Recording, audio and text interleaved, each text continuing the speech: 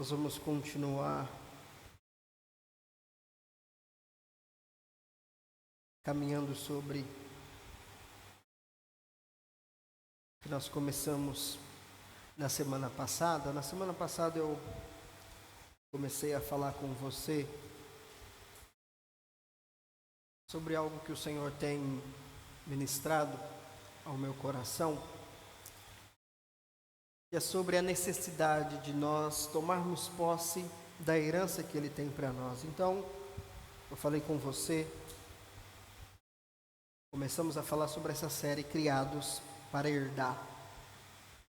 E eu falei com você que não há herança sem descanso.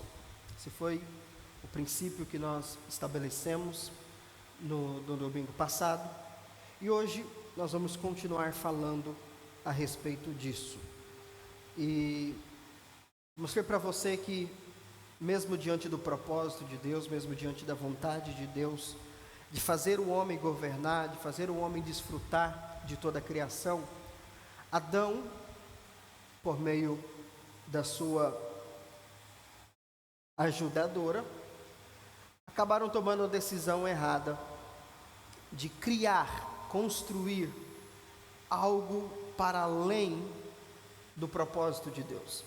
E aí surge então o pecado, a natureza pecaminosa, e tira o homem dessa posição.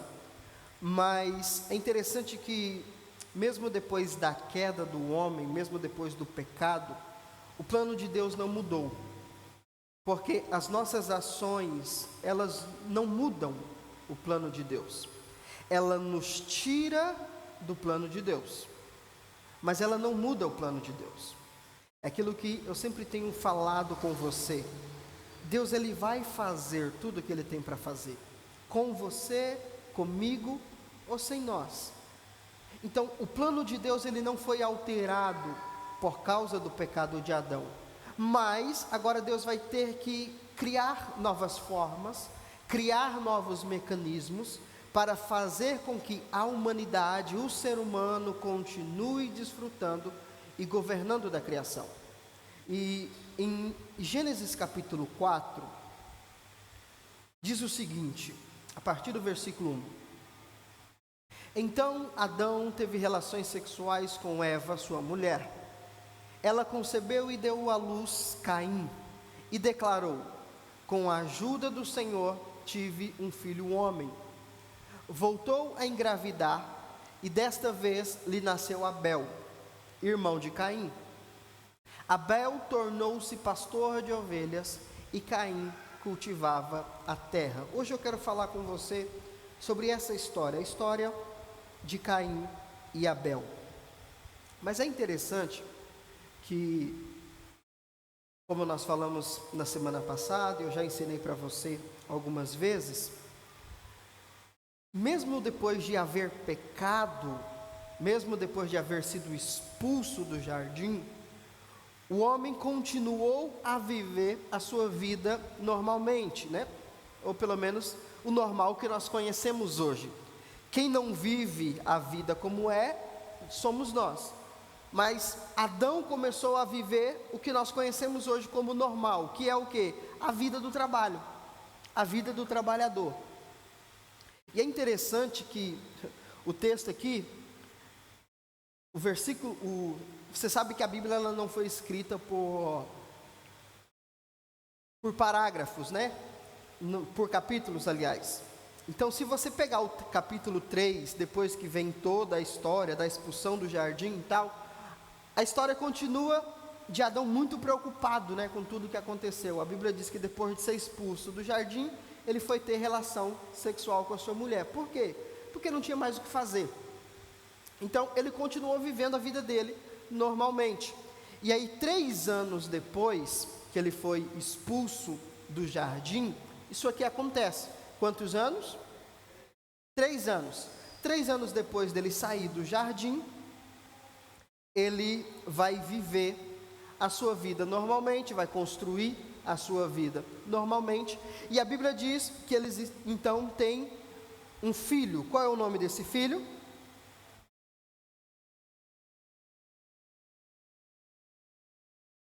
Aleluias.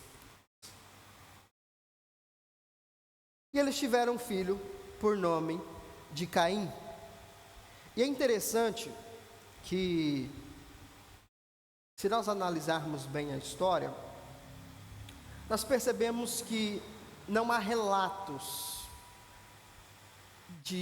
do nascimento de filhas mulheres de Adão nem de Eva. Mas, se nós prestarmos atenção no que disse Eva quando Caim nasceu, ela disse o seguinte: com a ajuda do Senhor tive um filho homem. O que nós percebemos nesse texto? Nós percebemos que, embora a Bíblia não fale sobre isso, mas se você ler a Bíblia de forma cuidadosa, você vai perceber que Adão e sua mulher já tinham filhas, já tinha passado pelo processo de gestação ainda no jardim. Por quê? Porque Deus disse para a mulher que multiplicaria as dores de parto, ou seja, ela sabia o que era um parto e ela sabia quais eram as dores do parto. Então ela já tinha passado por esse processo de gestação. Só que aqui ela diz, 3 anos depois, sabemos lá quantos anos eles viveram no jardim, ela vai dizer que com a ajuda do Senhor, pela primeira vez, ela teve um filho homem. E a palavra homem aqui não é Adão, a palavra homem aqui não é humanidade, a palavra homem aqui é macho. É um ser humano do sexo masculino. Então Eva está dizendo que pela primeira vez ela está concebendo um homem. Então isso mostra que já haviam mulheres. Só que é interessante que quando ela diz que com a ajuda do Senhor, ela teve um filho homem. Por quê? Porque ela não estava conseguindo gerar um homem. Agora, por que a mulher, por que Adão não conseguiam conceber um filho homem? Justamente porque havia uma sentença sobre o gênero masculino. Deus disse para a serpente que por meio do homem que nascesse do ventre daquela mulher, Satanás seria derrotado. Então o diabo, sabendo desta palavra, confiando na palavra de Deus, Satanás impediu Eva de ter filhos homens. E por que eu sei disso? Porque ela disse que conseguiu um homem com a ajuda do Senhor, ou seja, lhe era impossível ter um filho homem. Então Satanás impedia ela de ter um filho, mas ela clamava ao Senhor, ela buscava o Senhor, ainda que consciente de tudo que havia acontecido, ainda que consciente da desconexão que ela tinha de Deus, ela continuou buscando em Deus por um filho. E aí o texto diz que o Senhor a ajudou, o Senhor a abençoou, e eles tiveram um filho. Qual é o nome desse menino? Caim. Agora, há algo que nós precisamos conversar um pouco aqui sobre essa história. Quem impedia a mulher de ter um filho homem? O diabo. Por quê? Porque segundo a palavra, segundo a promessa que Deus fez, um homem iria tomar a autoridade que Satanás havia se apossado por causa da terra. Entenda o seguinte: o homem foi estabelecido, o ser humano foi estabelecido como o governante da criação. Mas uma vez que Adão cai, ele perde a sua identidade e ele perde a sua posição. Só que esse espaço de autoridade, esse lugar de governo, não pode ficar vazio. Então, o diabo que provocou a queda do homem, acabou assumindo essa posição de governo da criação. Então, o homem não é mais o governante, mas também a terra precisa ser governada por alguém. Então, Satanás se apodera desse lugar. E é interessante que em Lucas, no capítulo 5, capítulo 4, na tentação de Jesus, O diabo levou a um lugar muito alto e lhe mostrou em uma fração de tempo todos os reinos deste mundo. Todos os reinos do mundo aqui tem dois significados. O primeiro é sobre todo o universo. O diabo mostrou para Jesus todo o universo criado por Deus. Ao mesmo tempo que a palavra reino aqui refere-se à composição natural, ou seja, você aprendeu lá na biologia que existem 5 reinos que formam a natureza. Você lembra quais são? Reino animal, reino plantar, reino vegetal, reino mineral. Qual é o outro? Então vamos tirar um, vamos ficar só com 4. Então, ao mesmo tempo que Satanás mostra o universo como um todo, ele mostra o natural. Por quê? Porque olha o que ele disse. Ele propôs, Satanás fez uma proposta para Jesus: eu te darei todo o poder sobre eles e toda a glória destes reinos. Por que ali são 2 palavras que eu mostrei para você sobre reinos? Porque aqui ele fala sobre poder sobre eles e toda a glória destes reinos. Poder para governar sobre o universo, sobre as pessoas, sobre a criação, e a glória, as riquezas da criação. Então Satanás está dizendo que ele poderia dar todo o governo da criação e as riquezas naturais da criação para Jesus. E ele explica o porquê. Porque me foram entregues. Então o diabo não está mentindo para Jesus, o diabo não está fazendo uma proposta furada para Jesus, ele está dizendo algo legítimo: me foi entregue esse poder e essas riquezas, e eu posso dar a quem eu bem entender. Esse é o texto que as pessoas usam para falar que o povo do mundo fica rico por causa do diabo. E aqui ele está dizendo que ele pode dar dinheiro e glória para quem ele quiser, para quem ele bem entender. Por quê? Porque alguém entregou esse poder e essa riqueza para ele. E quem entregou essa autoridade do mundo para o diabo? Adão. Quando Adão peca, ele sai da sua posição e Satanás assume essa posição. Então agora, segundo o que diz João lá em 1 João no capítulo 5, o mundo jaz no maligno. O mundo está sob a influência do maligno. Como diz Paulo, lá em 1 Coríntios 4, o diabo se tornou o Deus desse século. E a palavra Deus, eu já ensinei para você, não é um nome, é um título, que significa o quê? Liderança. Então o diabo se tornou o líder desse mundo. Tudo isso porque o homem pecou. O homem perdeu a sua identidade e a sua posição original. Você está me entendendo? Por isso ele tem legalidade para impedir Eva de ter um filho. Por isso ele tem legalidade de influenciar e atrapalhar o plano de Deus.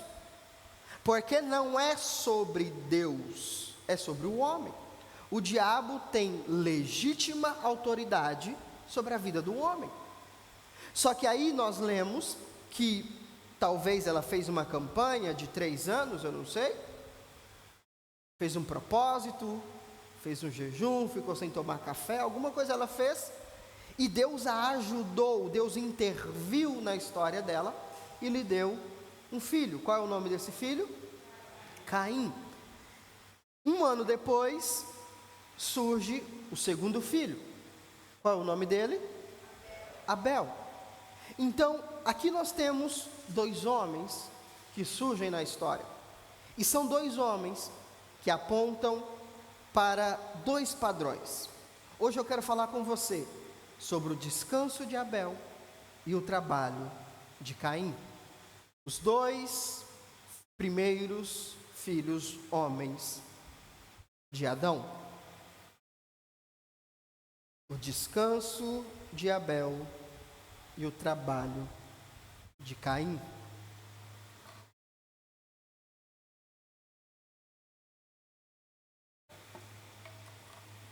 É interessante que o nome Caim, ele não tem um significado certo no hebraico. Mas, segundo o que Eva fala, quando ele surge, quando ela concebe ele, ela diz que ele foi adquirido com a ajuda do Senhor. Ele foi recebido, ou seja, o nome Caim, ele tem um sentido de adquirido por Deus, enviado por Deus. Como eu disse, é um nome de tradução incerta, mas segundo o que ela disse, é isso. Então, nós podemos dizer que Caim é um homem enviado por Deus para a vida de Adão e Eva. É um homem que surge para vencer a força do diabo contra o propósito de Deus. Um bom nome, sim ou não? Por mais que, segundo a cultura judaica e a cultura evangélica se apoderou disso, que Caim é algo ruim, mas se você pega essa história, você percebe que ele é uma resposta de Deus. Ele é um homem enviado por Deus para desfazer, romper uma barreira do diabo. Por isso que Caim, a sua vida inteira, ele foi perseguido pelo diabo. Porque Caim é Deus rompendo com o poder do diabo na vida do homem. Só que Caim, em algum momento da sua vida, ele foi se perdendo na sua trajetória. E aquele que era para ser resposta de Deus, acabou perdendo essa posição. E nós vamos entender hoje o porquê disso. Porque você precisa entender, irmão, você pode ser ungido,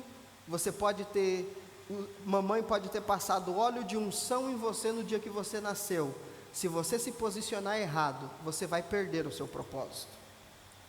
Porque essa ideia de que quem tem promessa de Deus, Deus vai cumprir de qualquer jeito, ela não é bíblica. Você pode se perder no meio do caminho. Por quê? Porque é justamente por Caim ser uma grande resposta de Deus, é que Caim se tornou um grande alvo do diabo. Então, quanto mais há uma promessa de Deus sobre a sua vida, quanto mais há uma expectativa de Deus sobre a sua vida, muito mais o diabo tem você como uma ameaça. E se você, sendo uma ameaça, se posiciona como vítima, você é uma presa fácil. Porque você não entende quem você é. Está conseguindo entender? Então, se você quer de fato viver o plano de Deus, você precisa se posicionar como alguém que é um herdeiro consciente dessa identidade, dessa posição. Amém? Agora, a Bíblia não fala muito sobre a história de Caim e de Abel. Ela dá um salto muito grande, que eu vou mostrar para você. Mas a Bíblia fala que um ano depois de Caim nascer, vem Abel. E é interessante que o nome Abel também não tem um significado muito claro de nome, mas significa sopro, significa refrigério, como que uma brisa. Por quê? Não sei. Mas olha só que interessante, os dois homens que surgem, um surge como um enviado de Deus, e outro vem como um refrigério. É como se Deus tivesse já encaminhando as coisas. Olha, eu estou enviando Caim, mas se ele não conseguir, eu vou enviar o refrigério. Agora, é interessante que a Bíblia não fala muito sobre a vida, sobre a história desses dois, mas a Bíblia diz que Abel se tornou pastor de ovelhas, e Caim se tornou agricultor. Ele trabalhava com plantio. É a única coisa que a Bíblia fala sobre a atividade deles. Agora, o que é interessante? Abel era pastor de ovelhas, ele cuidava de rebanhos, em um tempo em que a humanidade não comia carne. Então ele criava gado, ele criava um rebanho, que não era para alimento, porque a humanidade vai comer carne depois do dilúvio, muito tempo depois. Então até aqui eles comiam vegetais, veganos, pessoal, vibe e tal. Aí por causa disso tem gente que diz que não vai ter carne na Nova Jerusalém. Deus nos defenda disso, apesar que o nosso corpo vai ser glorificado, a gente não vai precisar disso mais. Mas não que a gente precise de carne, mas é tão bom o churrasquinho, graças a Deus. Que o Senhor tenha misericórdia de nós. Mas é interessante isso. Não precisava de ovelhas para comer, mas Abel resolveu cultivar, trabalhar, guardar o rebanho. Agora, por que disso? A Bíblia não diz, mas eu tenho a minha opinião, eu posso te dar a minha opinião. Se você não gostar dela, você joga ela fora, que é opinião, não é Bíblia. Mas a minha opinião é o seguinte: por que Abel resolveu trilhar esse caminho? Porque ele é o refrigério. E o que faz o refrigério? O refrigério traz calma no tempo de guerra. O refrigério traz alegria no tempo de dor. Então, obviamente, Adão contou aos seus filhos toda a sua história, desde o jardim, e do que Deus fez quando eles fizeram o que fizeram. E o que Deus fez? Gênesis 3:21 diz que Deus fez túnicas de pele para vestir Adão e sua mulher. E a palavra aqui, pele, é pele de animal. E lá em Apocalipse, no capítulo 3, nós entendemos que o animal aqui é um cordeiro. Então Deus mata um cordeiro, porque para tirar a pele do animal você tem que matá-lo, certo? Não está escrito isso, mas você tem inteligência para perceber. Então Deus mata o animal, tira a pele desse animal para vestir Adão e sua mulher em um sinal de aliança, em um sinal de perdão. Olha, apesar de tudo que vocês fizeram, eu perdoo vocês e vocês não devem nada. Abel, ouvindo essa história, então ele tem um entendimento. Se Deus os perdoou pelo sacrifício, vamos continuar o sacrifício. Vamos continuar estabelecendo diante de Deus a nossa aliança. Não vamos nos separar de Deus. Já que não podemos mais viver em intimidade com Ele, que ao menos a nossa aliança esteja de pé. Então Abel começa a cultivar, a criar ovelhas para sacrificar ao Senhor. Está conseguindo entender? Agora, o que é interessante nós percebemos aqui? Que aquilo que eu falei, Adão contou aos seus filhos tudo o que havia acontecido, e como Deus os havia perdoado, e como havia feito com eles uma nova aliança. E como foi feita essa aliança? Por meio da morte do cordeiro. Então Abel entendeu, Deus vai manter essa aliança conosco, se mantivermos a aliança do cordeiro. Então é como se Abel entendesse que aquele lugar é o lugar do refrigério. Se eu sacrificar o cordeiro, estaremos perdoados e seremos aceitos e abençoados por Deus. Você está conseguindo entender?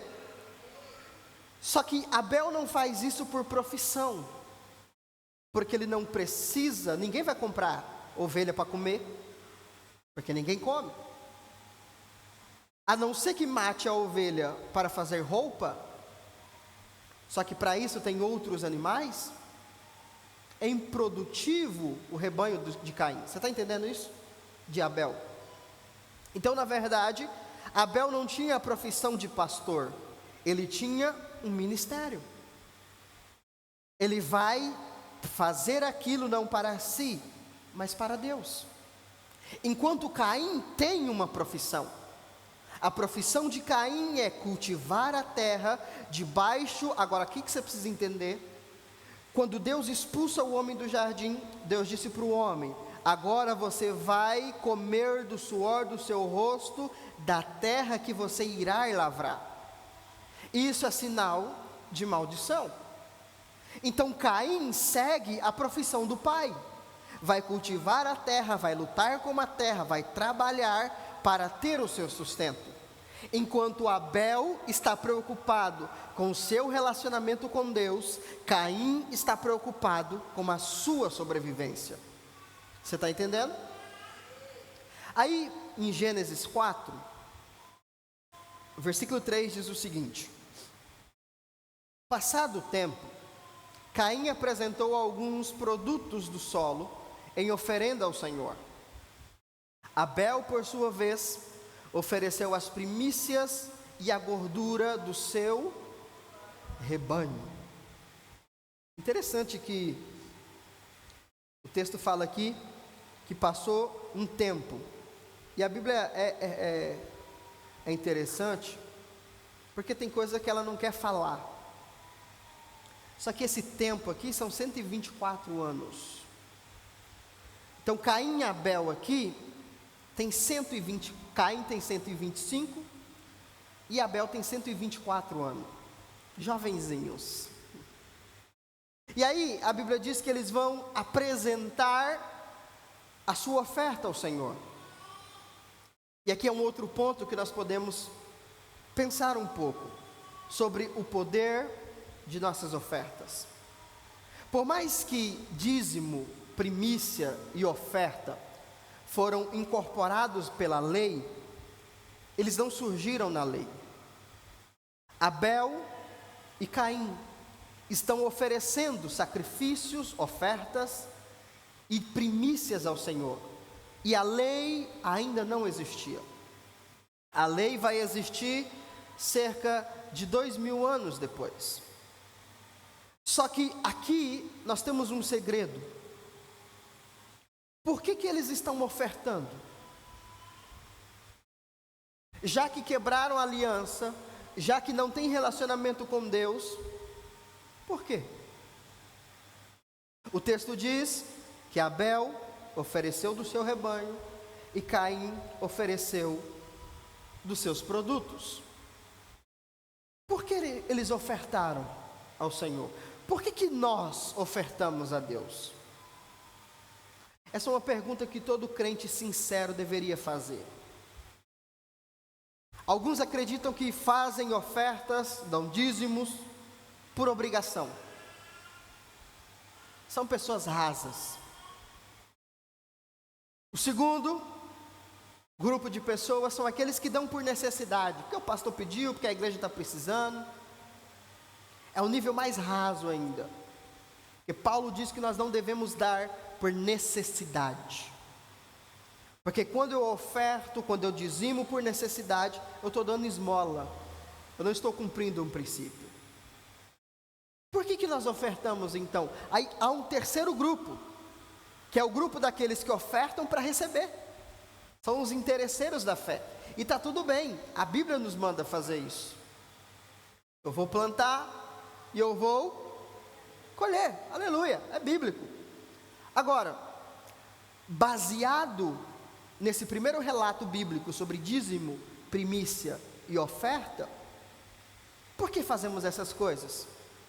Porque na verdade a oferta é um memorial de uma aliança. Deus não pediu para Caim e Abel sacrificar, mas eles entenderam que, assim como Deus sacrificou o cordeiro para nos abençoar, nós continuaremos sacrificando para dizer a Deus que nós estamos firmes nessa aliança. Então, a minha oferta é para dizer a Deus: Senhor, eu tenho uma aliança com o Senhor. O meu dízimo não é para construir igreja.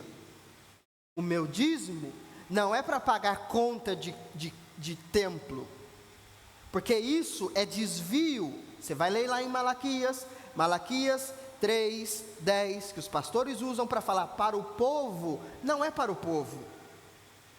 Malaquias 3:10 é para pastores e líderes. Por quê? Porque tais pessoas pegavam o dízimo do povo para suprir necessidades que não tinha nada a ver com a origem do dízimo. Então, esses pastores, esses sacerdotes, o povo estava dizimando normalmente. Aquela palavra não é para as pessoas. Aquela palavra não pode ser pregada no púlpito. Tem que ser pregada para reunião de líderes. Porque os ladrões ali não eram o povo, eram os líderes. Então Deus diz: vocês estão me roubando, porque vocês não estão destinando o dízimo para a coisa certa. E para que é o dízimo? Para suprir os sacerdotes e os levitas. Não é para construir templo, não é para pagar conta, é para suprir os meus ministros. Você está entendendo isso? Então, não havia essa necessidade. Só que quando Abel e Caim estão fazendo a sua oferta, e a Bíblia diz que de tempos em tempos eles faziam, eu acredito, não está na Bíblia, você pode jogar fora, eu acredito que esse aqui é o Yom Kippur, onde uma vez por ano eles se apresentavam diante de Deus para receber a bênção de Deus.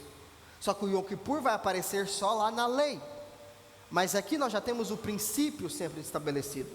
Você está entendendo? Então, os filhos de Adão ofertavam, porque sabiam que foi mediante uma oferta que Deus os havia dado uma nova oportunidade de vida. Então, a cada ano, eles reafirmavam essa nova aliança. Vocês estão entendendo? Então, oferta não é por necessidade, dízimo não é por necessidade, primícia não é por necessidade, é um símbolo de aliança. Amém? Agora, vamos analisar isso aqui, para a gente poder ir para as nossas casas. O texto diz: ora, o Senhor aceitou com alegria a Abel e sua oferta. Todavia, não se agradou de Caim e de sua oferenda. Por mais que a palavra aqui seja diferente, está falando a mesma coisa. Oferta e oferenda é a mesma coisa. Agora, o que é interessante? O texto diz que Deus aceitou, ou seja, Ele se agradou, Ele aprovou o quê? A pessoa, e não a oferta. Isso significa que o ofertante é representado pela oferta. Então, quando você dizima, não é dinheiro, é você. Você está se apresentando diante de Deus.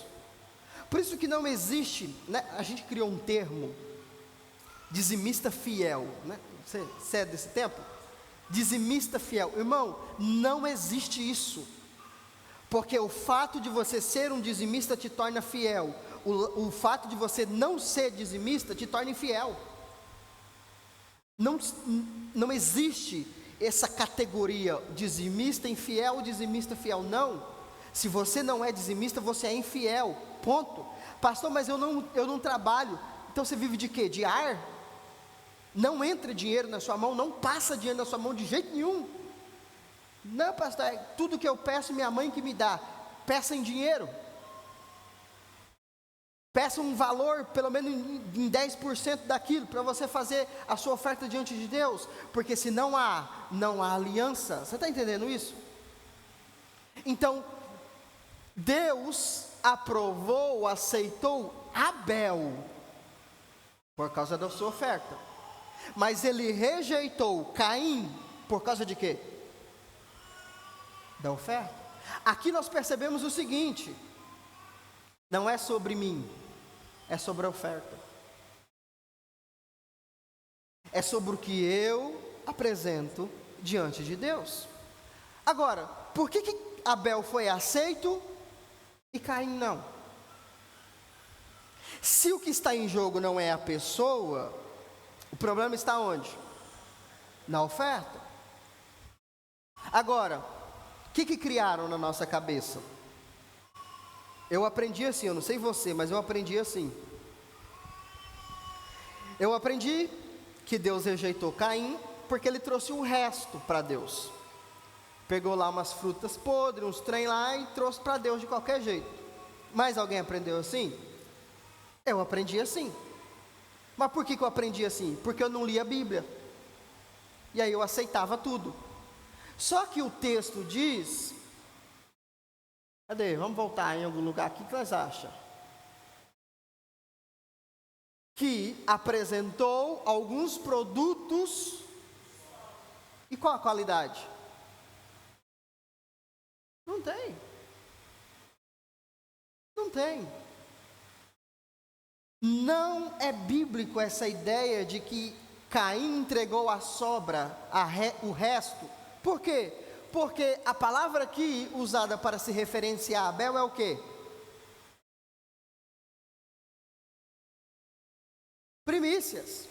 E qual é a palavra usada aqui para falar sobre os produtos do solo de Caim? Primícias também. Por mais que o escritor, ele está tentando colocar Caim em uma posição maligna, não é isso que o texto original diz. Ambos primiciaram diante de Deus. Não, Caim não entregou resto, Caim não entregou sobra para Deus. Isso é uma ideia equivocada. Agora, aonde que está o problema? O problema está no padrão da oferta. Não é a oferta, mas é o padrão. Por quê? A oferta de Caim se baseava naquilo que ele fazia de melhor. A de Abel, naquilo que Deus fez. Ambos estão entregando o melhor, mas Abel está entregando o que Deus fez, sacrificando o cordeiro. Caim está entregando o seu melhor, mas não é isso que Deus quer. O que nos ensinaram? Que nós temos que dar o nosso melhor para Deus. E às vezes o seu melhor não é o que Deus quer. Deus quer que você faça apenas o que Ele pediu para você fazer. Você está entendendo? Nem sempre o seu melhor é o que Deus aceita. Caim não era do diabo. Caim não era mau, pelo contrário, ele era um enviado de Deus. Percebe como, por causa de uma interpretação errada, eu posso fazer de alguém que era ungido de Deus se tornar filho do diabo? Caim não era do diabo, ele era alguém ungido de Deus. Mas ele não entendeu o padrão de Deus. Ele não entendeu a aliança de Deus, mas Abel entendeu. Por isso que Abel foi aceito, porque ele deu a Deus o que Deus pediu. Mas Caim foi rejeitado, porque ele deu de si. Não deu o pior, deu o melhor, deu a primícia. Mas era a força do braço dele. Era resultado do seu trabalho. Pastor, então, como é que eu faço? É simples. Quando você pega o seu dízimo, você vê aquilo como fruto do seu trabalho ou apenas como algo que Deus estabeleceu para você fazer? Pastor, mas é muito dinheiro. Então é seu trabalho, não é sua aliança. Entendeu? Se você pesa ao ver aquele dinheiro saindo da sua conta, é seu trabalho. Saiba, Deus não está aceitando.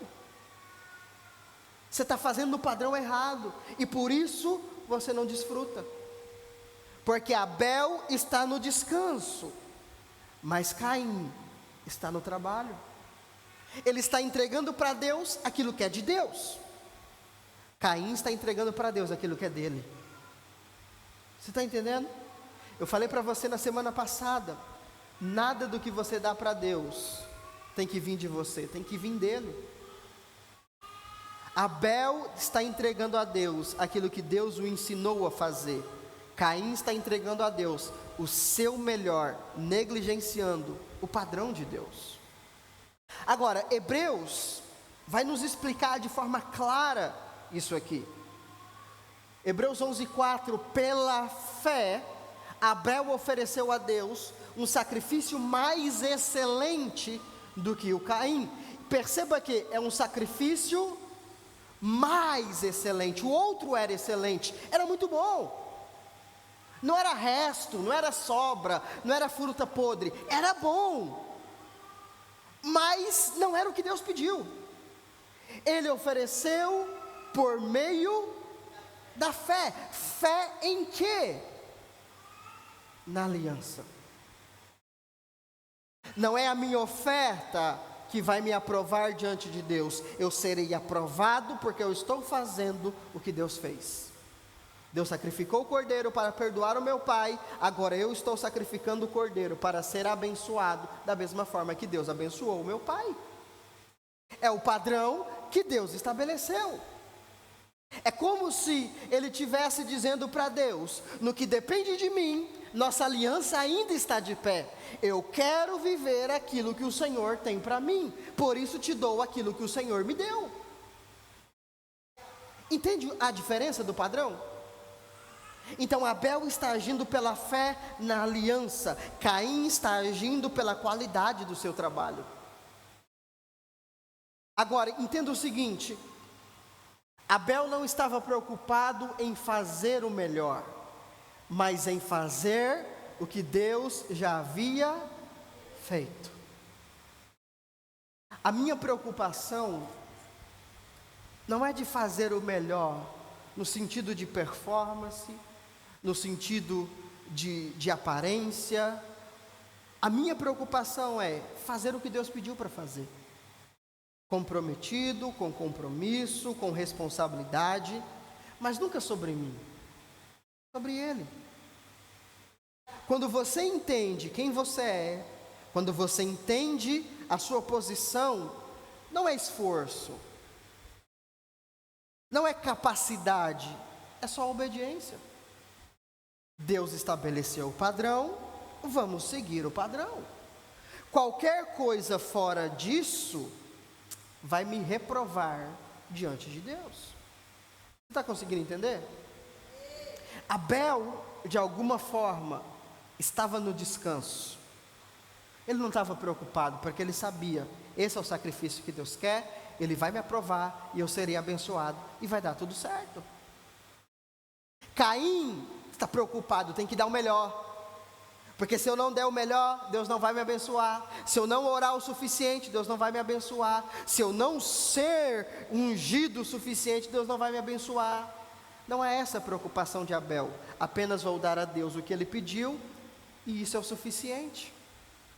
Consegue entender o padrão? Consegue perceber?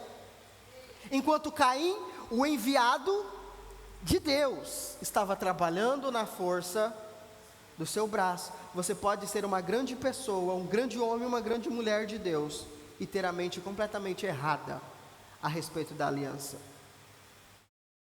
É muito comum nós vermos grandes homens, grandes mulheres de Deus, que você chega perto e você fala assim: nossa, Deus está aqui. O problema é que Deus não está aqui. A mente ainda não foi renovada com relação à aliança. Você consegue perceber isso ou não? O enviado de Deus não entendeu a aliança, e por isso não entrou no descanso. Você tem entendimento da aliança de Deus para esse tempo? Porque se você não tiver, você vai trabalhar muito, mas você não vai ter nada. Porque Deus quer que você entre no descanso, e a base do descanso é a aliança. Amém? Agora, para a gente concluir, vamos ler mais uma vez esse texto aqui. Ele diz: todavia não se agradou de Caim e de sua oferenda, E por esse motivo, Caim ficou muito irado, e seu semblante assumiu uma expressão maligna. Não é que Caim estava endemoniado, não é isso. Mas você vai perceber, e o próprio Deus vai avisar para ele, que o diabo está rondando ele. Está rondando por quê? Nós vamos ler, você vai entender. Então o Senhor abordou Caim: por que estás furioso? E por qual motivo o teu rosto está transtornado? Se procederes bem, não é certo que serás, percebe o que está em jogo? Ser aceito, e a palavra aceito aqui é aprovado, ser aprovado por Deus. Entretanto, se assim não fizeres, sabe que o pecado espreita a tua porta, e deseja destruir-te, cabe a ti vencê-lo. O que aconteceu com Caim? Caim se frustrou e, ressentido, se irou contra Deus. 3 coisas. Ele se frustrou. O que é frustração? Fiz o meu máximo, mas não tive o resultado que eu queria. Cuidado com a frustração. Cuidado com esse sentimento de que eu fiz o propósito e Deus não me abençoou.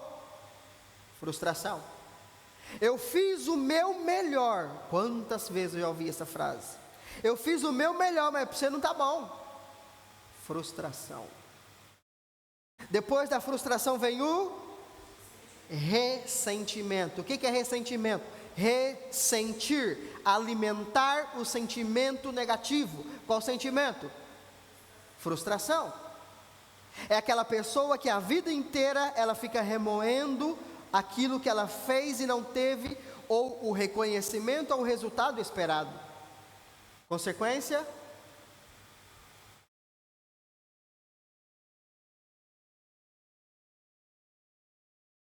Ira. Então ele se frustrou, ressentiu e se irou. A palavra ira aqui é raiva demonstrada. Aquela pessoa que você olha para ela, você vê que ela está com raiva. Só que o que é o texto? O texto diz que ele se irou contra Deus.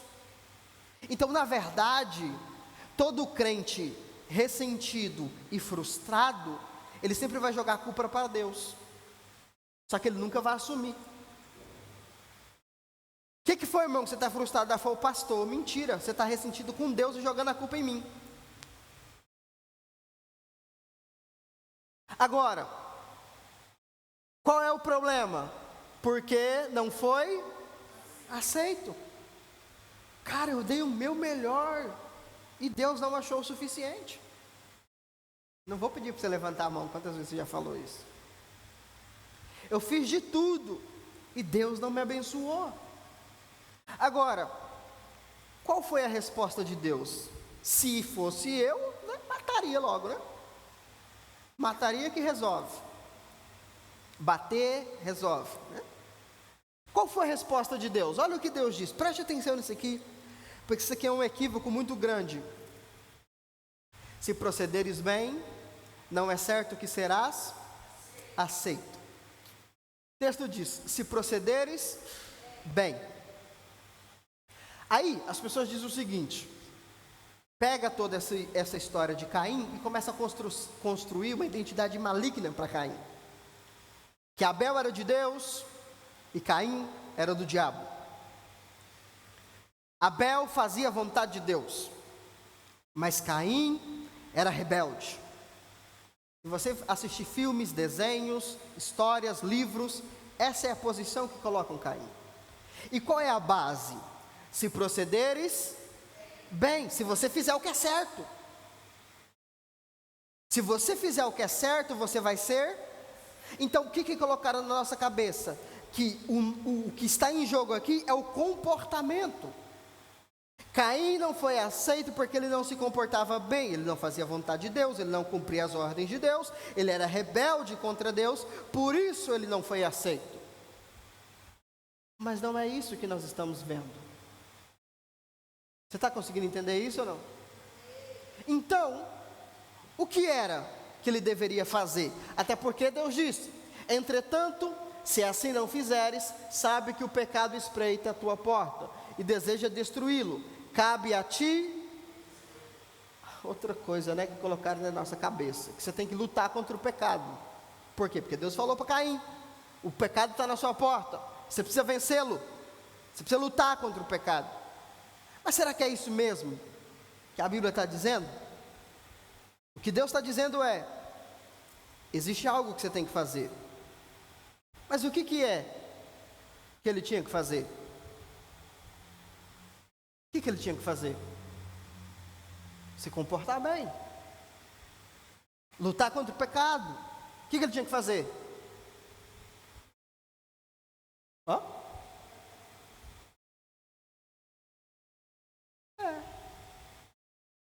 Deus estava falando: volta lá e sacrifica o cordeiro.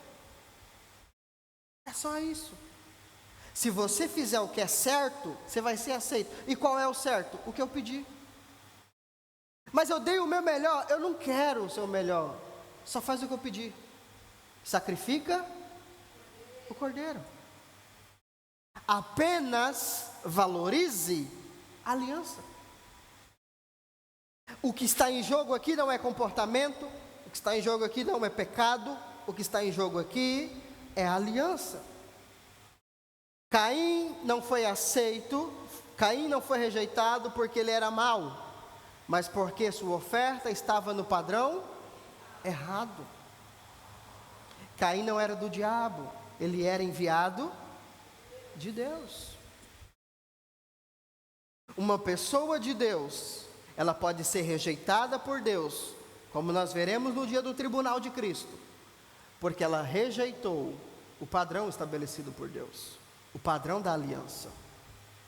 Entende como é sério isso? O que nós percebemos aqui? O padrão do Novo Testamento. O homem nunca será aceito diante de Deus por aquilo que ele faz, por melhor que seja. Somos aceitos e abençoados por aquilo que ele já fez por nós. Precisamos apenas crer e se mover nisso. Olha o padrão do Novo Testamento. Por isso que Paulo diz que o Evangelho, a graça, antecede a lei. A graça é mais velha do que o Velho Testamento. Por quê? Porque Moisés nem nasceu ainda. Mas aqui nós temos o padrão do Novo Testamento. O homem é aceito, não pelo seu melhor, mas por responder aquilo que Deus fez. Amém? Agora, preste atenção numa coisa aqui, que eu acho importante você compreender. Semana passada, eu falei para você que essa semana eu ia concluir o devocional que eu estou fazendo, mas essa semana eu fiquei impossibilitado de fazer. Essa semana agora eu creio que eu vou conseguir fazer, e na próxima semana eu vou começar uma nova série, falando sobre pecado. As pessoas precisam entender sobre pecado. Vamos mostrar para as pessoas que elas estão em pecado. E aqui é uma palavra muito importante, que Deus falou com Caim, a conversa entre Deus e Caim. Deus falou: entretanto, se assim não procederes, se você não sacrificar o cordeiro, sabe que o pecado espreita a tua porta e deseja destruir-te. Cabe a ti. E aí, por causa desse texto, as pessoas criaram uma interpretação de que o pecado está à nossa porta e nós precisamos resisti-lo, nós precisamos lutar contra ele, para que nós possamos vencê-lo. Mas será que é isso mesmo que Deus está falando? Até porque o entendimento de pecado não existe, porque não há lei. Tudo o que Deus está falando? Vamos entender isso aqui? A palavra pecado aqui não é hamartia, natureza pecaminosa, e nem hamartanos, atos pecaminosos. É uma terceira palavra, a palavra ratá, que significa oferta pelo pecado. Olha o que Deus está dizendo. Caim, você está chateado porque você não foi aceito. Mas saiba que a oferta do pecado já te foi entregue. O que você tem que fazer para vencer o pecado já foi entregue a você. Só faça. Deus não está dizendo para Caim lutar contra o pecado. Deus está dizendo: eu já te dei o que fazer para vencer com o pecado. Mata o cordeiro. Se você matar o cordeiro, o pecado que está à sua porta será vencido. Você está entendendo? O que Deus está dizendo não é: olha, saiba que a natureza pecaminosa está em você. Não, já está, não tem o que fazer. Não tem o que fazer. O que Deus está dizendo é: a natureza pecaminosa está começando a frutificar, Caim. O diabo encontrou o caminho do seu coração. Se você não matar o cordeiro, você vai ser morto. Você vai perder. Você está entendendo ou não? O que Deus está dizendo? Você está indo pelo caminho errado. E nesse caminho eu não posso te ajudar. Sem o cordeiro eu não posso te ajudar. É como se Deus estivesse falando para nós hoje: teu problema não é os seus atos, teu problema é a sua falta de consciência da aliança. O pecado não vai fugir de você, nem o diabo vai fugir de você, porque você vai fazer o que é certo, porque você vai fazer o que é bom. Porque a única coisa que vai fazer o diabo e o pecado fugir de você é a oferta pelo pecado. Você está entendendo ou não? Deus está dizendo: a natureza pecaminosa, Caim, está querendo aflorar em você. Você já é um pecadorzinho de 125 anos. Mas eu já te dei a forma de destruí-lo, ao menos de neutralizá-lo. O que você vai fazer? Você vai continuar nesse caminho? Ou você vai sacrificar o cordeiro? Era só voltar, falar: ó, Abel, me dá um cordeiro aí. Era só isso. Nós não vencemos o pecado lutando contra ele. Não existe nenhuma passagem bíblica que fala sobre isso. Não existe. Existem passagens que diz: fuja do pecado. Resistir, você resiste a quem? Ao diabo. Ao diabo você se posiciona em uma posição de autoridade e resiste a ele. Ao pecado você foge. Deus não está dizendo para Caim lutar contra o pecado, porque ele vai perder.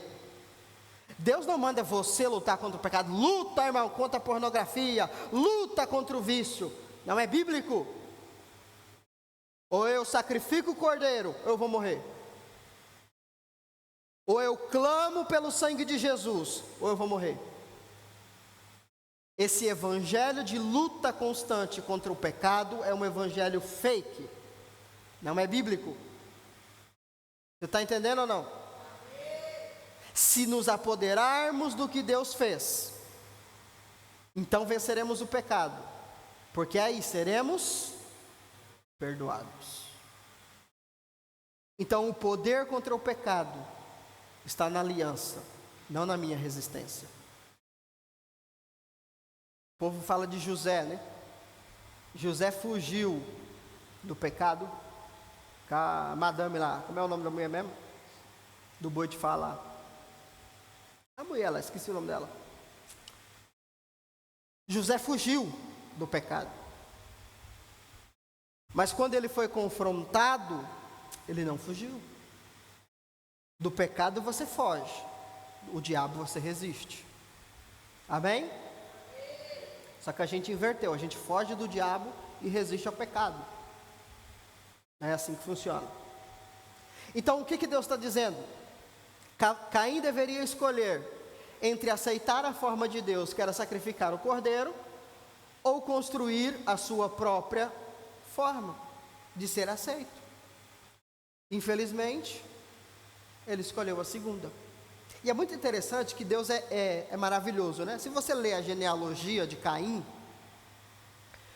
você vai perceber que não há geração, não há gestação na história de Caim. Mas quando você ouve falar da geração de Caim, essa palavra sempre existe. Construiu. Caim gerou fulano, e fulano foi o inventor de tal coisa, foi o construtor de tal coisa, né? É da linhagem de Caim que vem os ferreiros, aqueles que dominaram a arte dos ferros, que construíram flechas. A galera foi construindo. Isso não está na Bíblia à toa, porque quando você pega a linhagem paralela, que é a linhagem de Sete, que foi enviado no lugar de Abel, a palavra diz: e Sete gerou a fulano, que gerou a fulano, que gerou.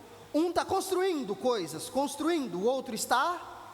Um está debaixo da força do próprio braço, o outro está debaixo da aprovação de Deus, gerando e multiplicando, desfrutando e governando, enquanto o resto está trabalhando. E essa galera é trabalhadora, que trabalhou tanto que construiu um negócio chamado Torre de Babel.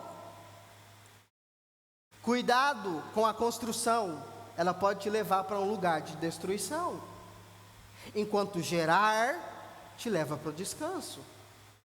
A Bíblia é maravilhosa, irmão, você só tem que ler. A nossa vitória contra o pecado e o diabo não está naquilo que fazemos, mas naquilo que Deus fez e nos deu como herança. Se eu quero herdar, eu preciso valorizar a aliança. Abel foi morto. Infelizmente foi morto. Mas é interessante que lá em Hebreus, no capítulo 11, no versículo 4, o escritor de Hebreus diz o seguinte: que o sangue de Caim, de Abel, clama. Faz o quê? Clama. O que isso significa? Sangue na Bíblia fala de vida. Deus disse para Moisés: diga ao povo, um dos mandamentos: não coma carne sangrando, porque a vida da carne está no sangue. Então, quando o texto diz, e o próprio Deus disse para Caim, né, o sangue de Abel está clamando da terra, e clama por quê mesmo que Deus falou?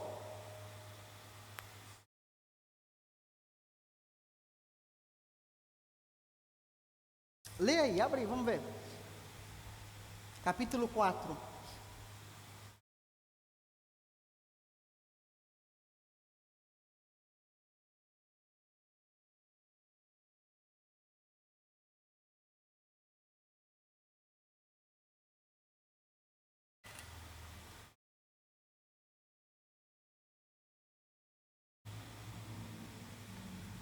Quem achou?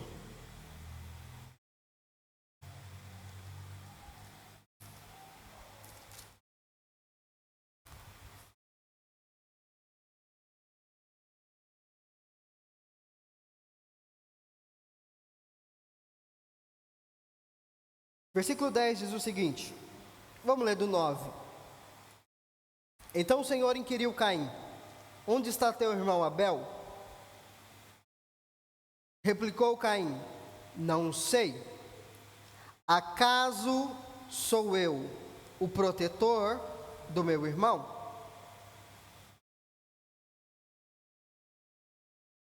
Se fosse o diabo, tinha morrido. Se fosse sua mãe, te dava um murro na sua boca. Olha a ousadia do Caim. Agora, exclamou o Senhor: que fizestes? Ouve, o sangue do teu irmão clama a mim. E clama a mim pelo quê? Vingança. E porque o sangue de Abel clamava por vingança, Deus não matou Caim. Olha como Deus é justo. Porque Deus não pode responder a um clamor que foge do seu padrão. Deus não quer exercer vingança, Deus quer exercer justiça. Aí o escritor aos Hebreus diz que o sangue de Jesus, assim como o sangue de Abel, clama. Mas o sangue de Jesus clama por coisas superiores, clama por justiça.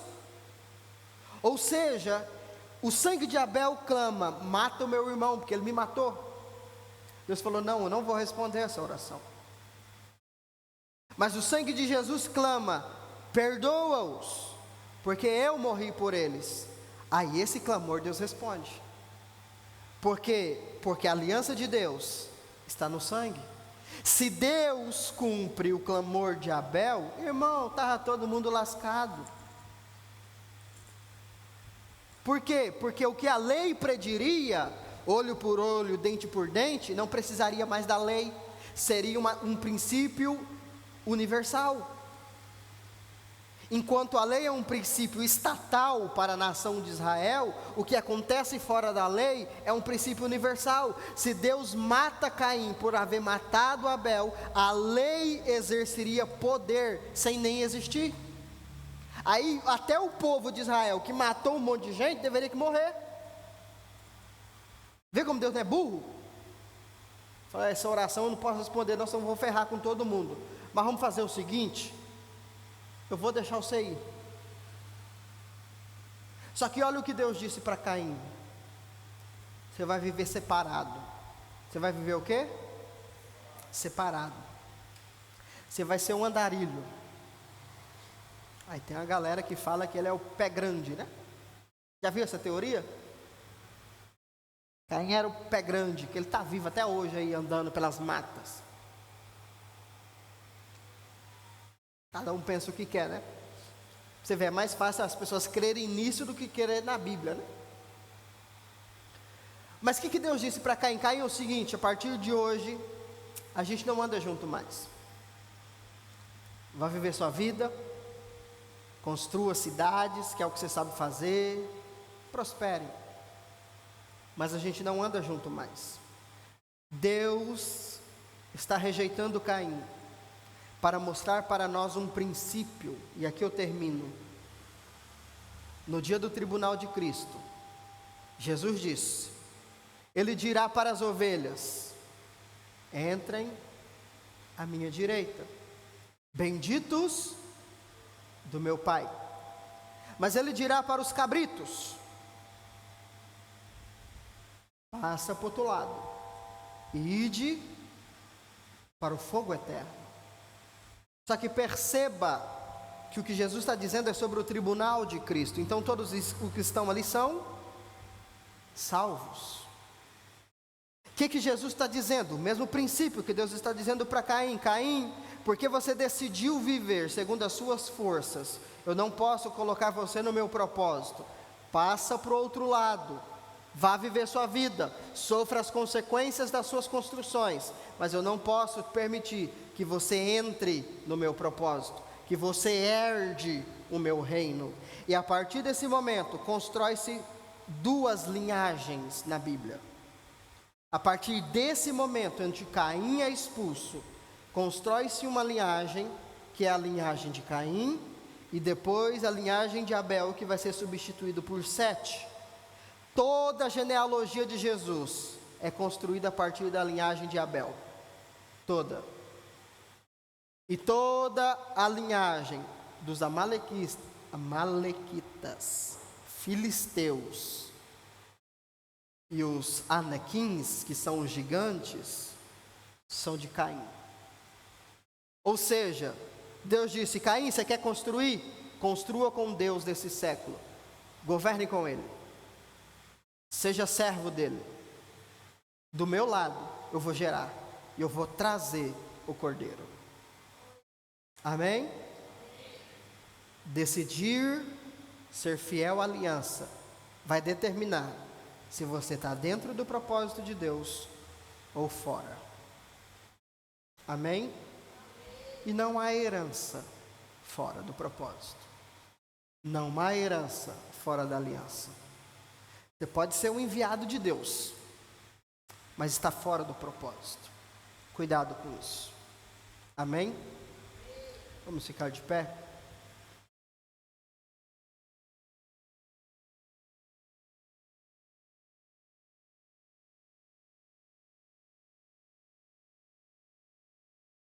Nós vamos ofertar ao Senhor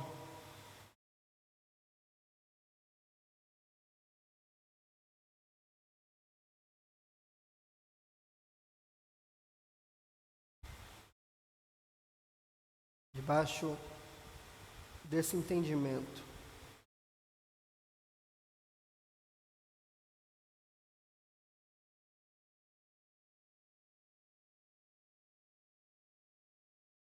Não é sobre necessidade, não é sobre obrigação, mas é sobre um princípio de aliança, um memorial da nossa aliança diante do Senhor.